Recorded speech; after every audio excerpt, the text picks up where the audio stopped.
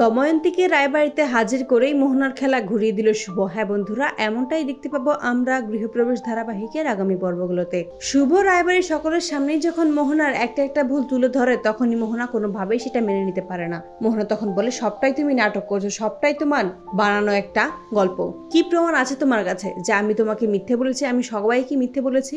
তখনই শুভ মোহনার পেইন কিলারের ওষুধ সকলের সামনে তুলে ধরে আর বলে যে তুমি এই ওষুধটা কেন খেতে? তুমি তো একজন ডক্টর, এটা তো তোমার জানা উচিত যে প্রেগনেন্সি অবস্থায় পেইন কিলারের ওষুধ খাওয়া যায় না।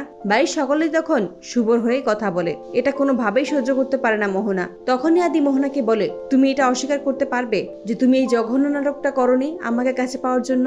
মোহনা তখন চিৎকার করে বলে যে তোমরা সকলে আমাকে মিথ্যাবাদী প্রমাণ করার চেষ্টা করছো, তাই না? তবে মিথ্যাবাদী তো শাস্তি হওয়া উচিত। বেশ, তবে এই শাস্তি আমি নিজেই নিজেকে দেব। এই বলে কেরোসিনের তেল নিয়ে আসে এবং নিজের গায়ে ঢেলে দেয়। যখনই আগুন ধরাতে যাবে তখনই শুভ সামনে এসে দাঁড়ায় আর বলে যে আমিও দেখতে চাই তুমি কি করতে পারো।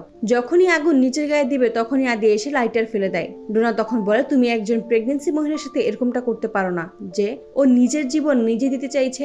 তখনই শুভ ডোনার কথা শুনে বলে যে ও কিছুই করবে না, ও শুধুমাত্র ভয় দেখানোর জন্যই এমনটা করেছে। বাড়ির সকলেই যখন শুভকে এটা ওটা জিজ্ঞেস করতে থাকে, সেই সুযোগেই মোহনা নিজের দাদাকে মেসেজ। আকাশ যখন মোহনার মেসেজ দেখতে পায় তখনই নিজের বন্দুক নিয়ে বেরিয়ে পড়ে রায়বাড়ি যাওয়ার উদ্দেশ্যে। মোহনা মনে মনে বলে, একবার শুধু দাদাকে আসতে দাও, তারপরে তুমি বুঝবে শুভলক্ষ্মী তুমি কত বড় ভুল করেছো।